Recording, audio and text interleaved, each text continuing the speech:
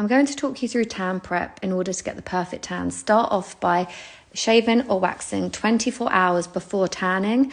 Then you want to do a full body exfoliation. This is to remove dead skin cells and unwanted leftover tan from previous application. This will help with a longer lasting tan.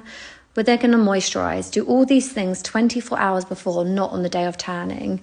Once you've applied moisturizer all over the body, the next day you are going to make sure your skin is completely dry. Do not add perfume or deodorant because this can react, and make sure you are dry. As I said, it's really important so that the DHA can work its magic. On the day of tanning, we're going to use a barrier cream if you need it, especially if you've got fairer hair. It's great to use over the eyebrows and also in the hairline to prevent any staining or tanning going on it. Then we're going to use our moisturizer on dry areas, really paying particular attention to elbows, knees, feet and hands if they are really dry. You only want a small amount, it's a barrier.